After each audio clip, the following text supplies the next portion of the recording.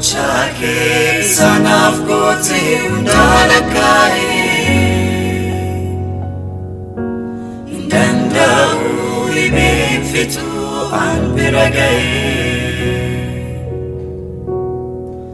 Nambeka kapsati kote ulchuf lubuko Situambise kufati amana jiranyako Nambeka kapsati gote ochuf lubuko Situambise kufati amana jiranyako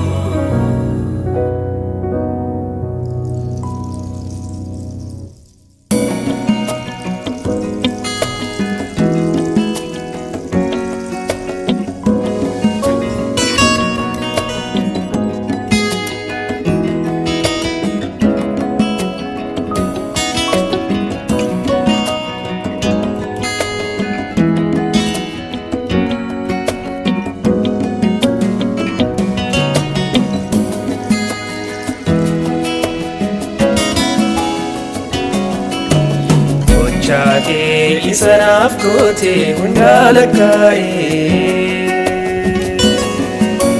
Danda'u himen fitu ambiragae Nambeka kapswati kote olchuf lubuko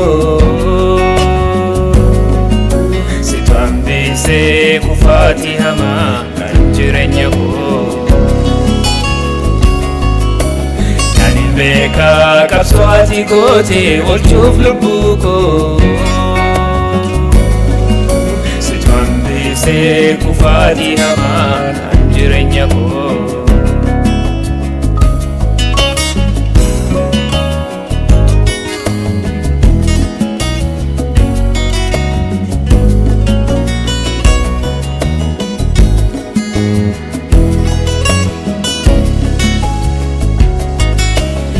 Sobe yemurafamu najabesite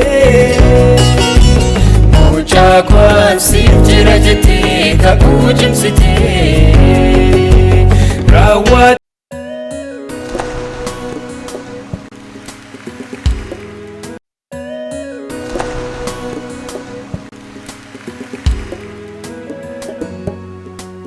Akkam jirtu nagaan waaqayyoo waaqa jiraataa hunduma keessaniif bakka jirtanitti isiniif haa ta'u hordoftootaa fi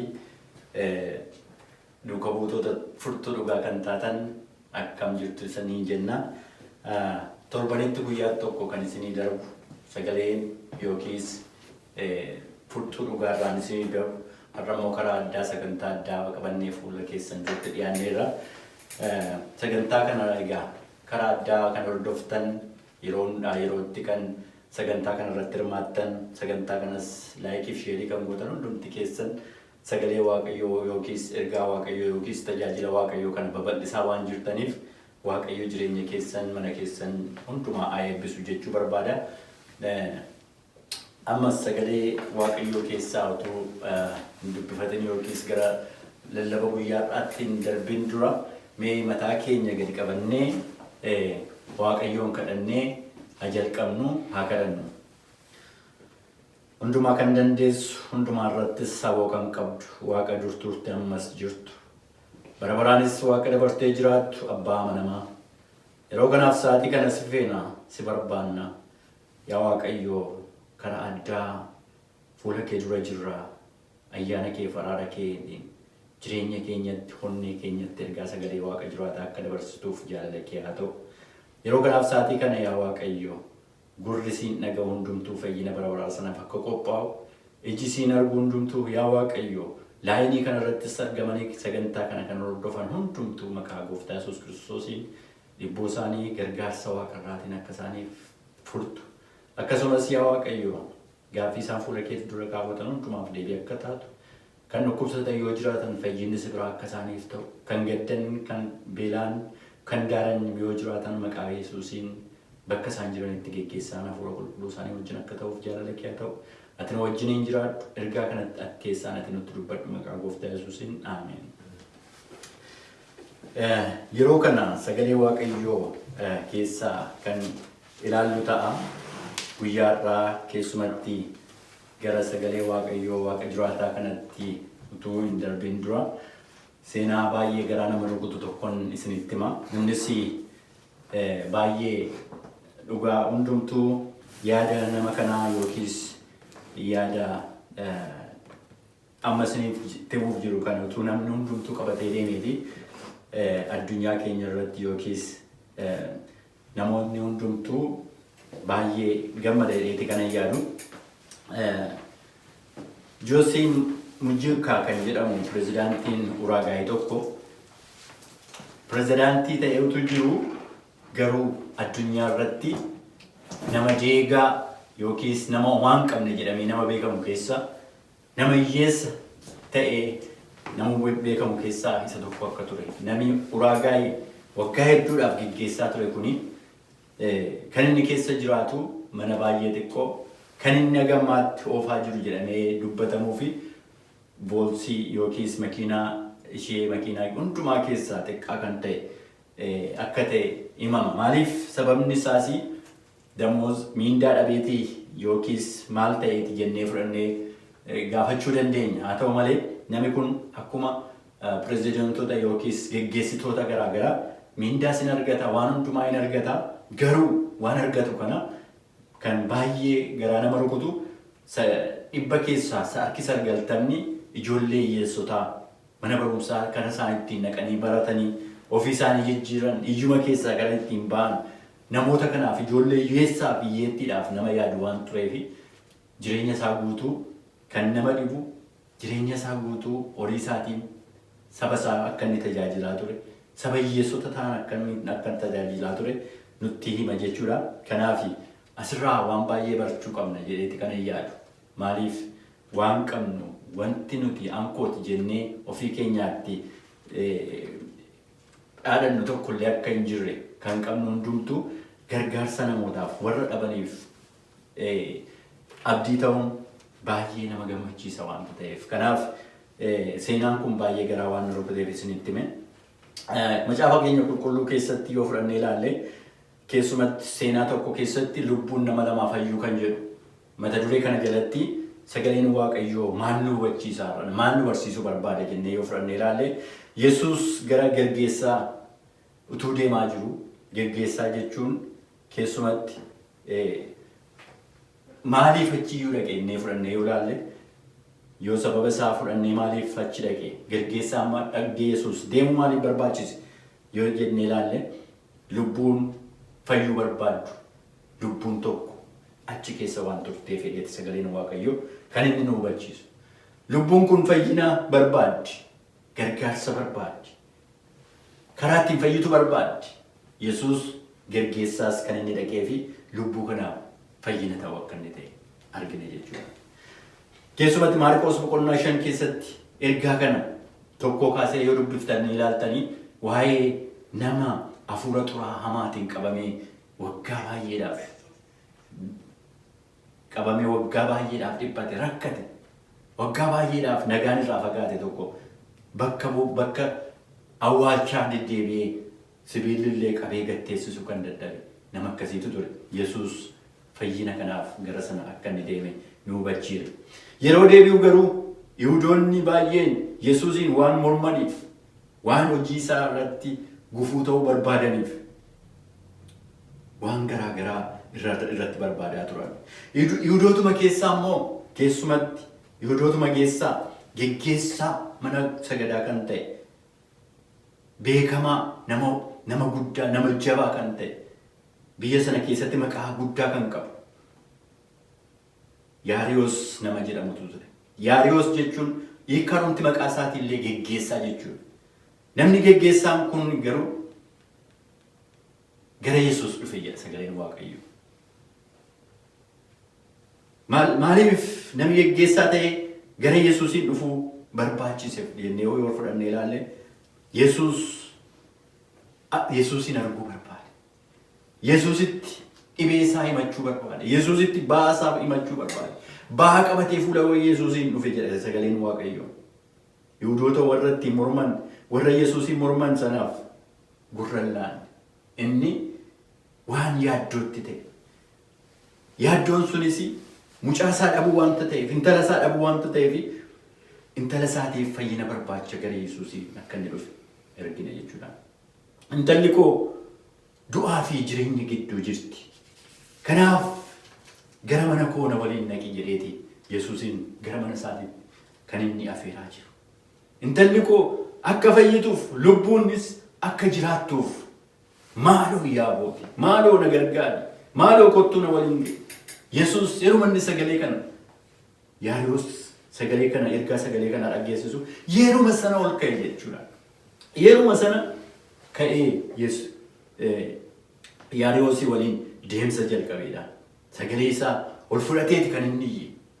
Maaloo na gargaari, maaloo na mucaa kootiif fayyina naaf ta'e yeroo inni sagalee isaa ol kaasee iyyuu kana Yesuus duukaa deemuutti ka'e.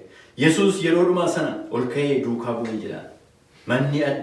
Manni keessumatti geggeessaa kana yookiis manni nama guddaa kanaas karaa isaan irra deemaa jiran irraa baay'ee fagoo hin turre. Haa ta'u malee baay'inni namoota Yesuus akka inni daddafee hin deemneef danqaatti ta'ee ture jechuudha. Namoonnis gargaarsa barbaadan namoota hedduutu Yesuusin barbaadaa jira waan ta'eef namoota hedduu kana nama abdii kutataniif sagalee jajjabinaatti himaa ture.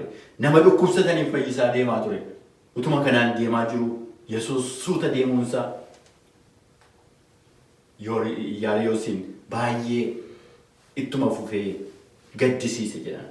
Mucaan koo bakka duuteetti. Mucaan koo ammaa gammaatti lubbuun hin jirtu jedhee yaaddaa deemanni.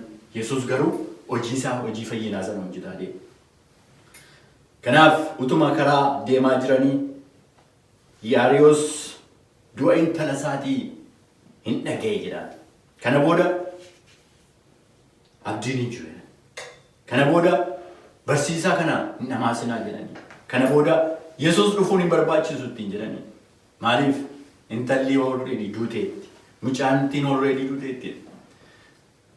Amantii Yaariyoosiin fudhadhee yeroon ilaalu yeruma sana fiigee gara intala isaatiitti hin deemne Yaariyoos.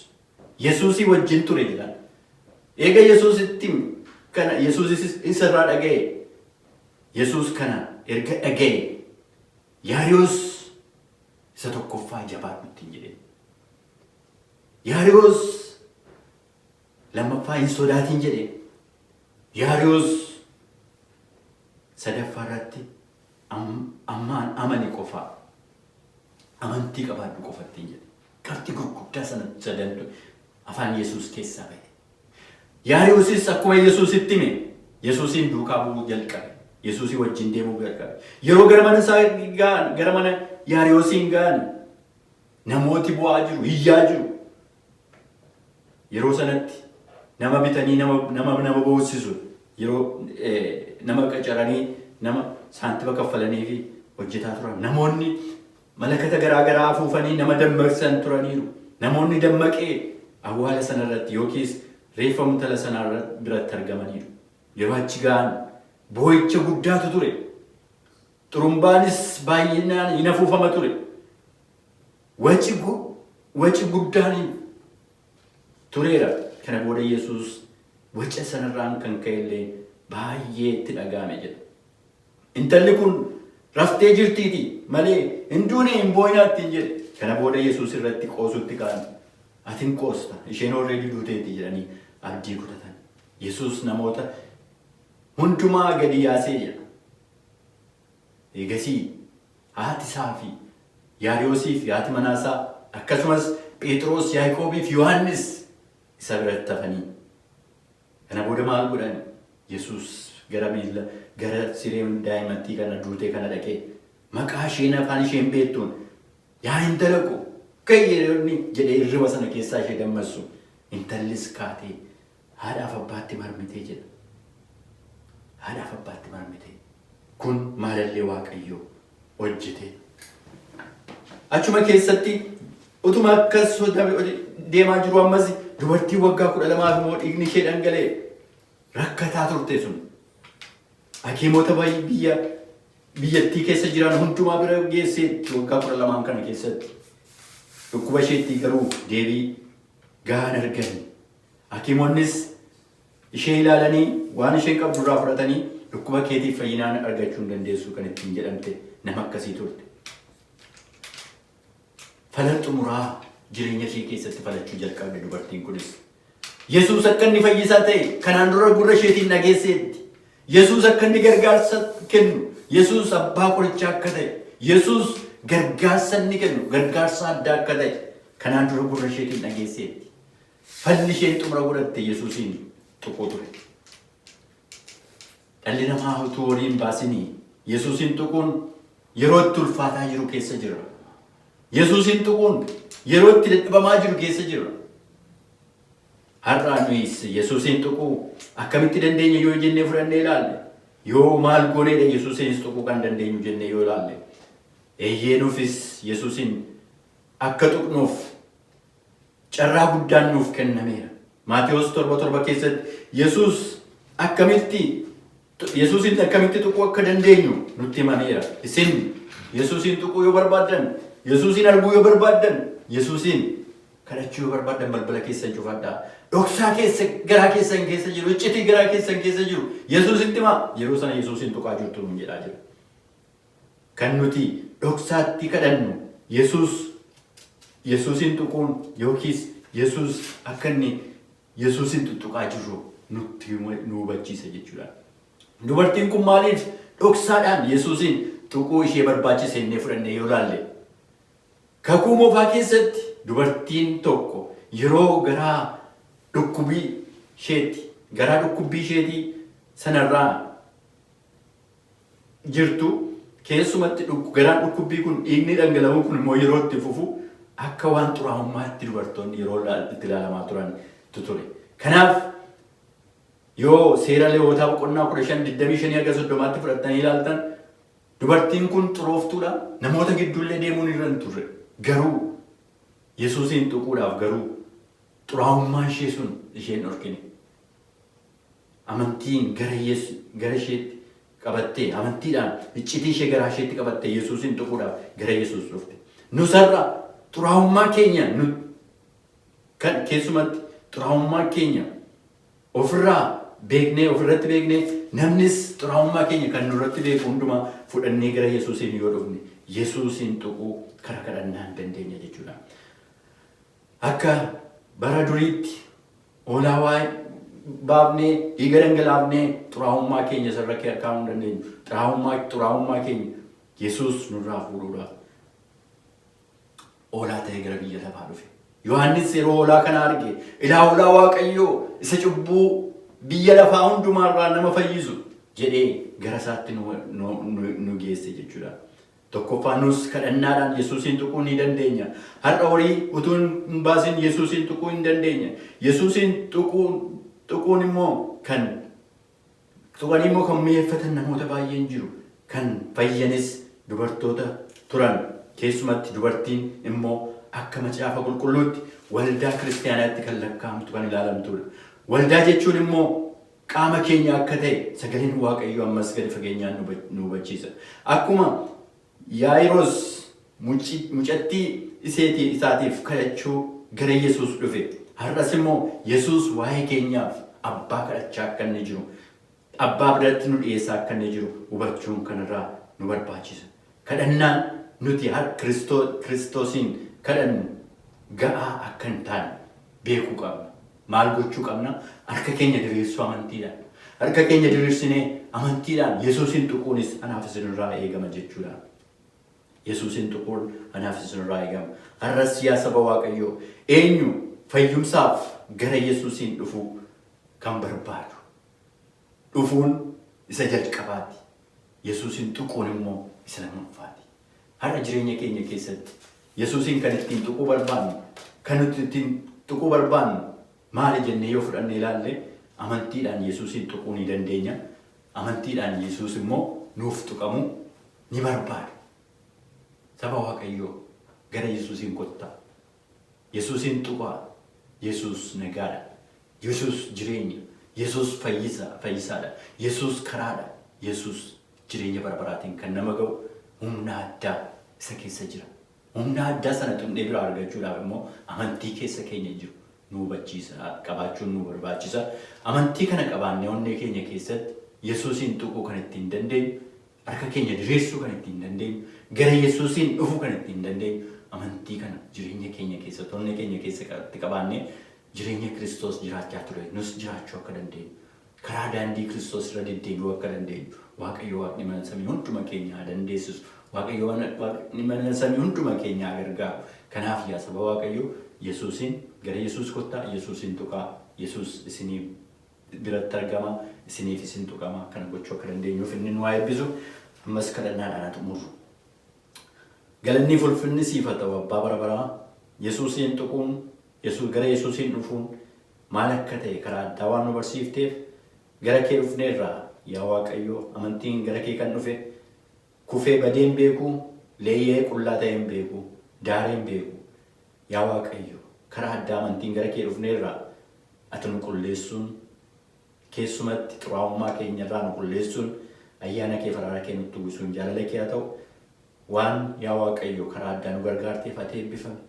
Yaa Waaqayyo keessumatti hordoftoota furtuu dhugaa kanas kan geggeessan maqaa Gooftaa Yesuus Kiristoosiin amanni hafuura kee qulqulluu isaanii wajjin haa ta'u hunduma keenya wajjiniin ta'e hunduma keenya immoo nu bareechi biyya samii nuuf godhi maqaa Gooftaa Yesuusiin.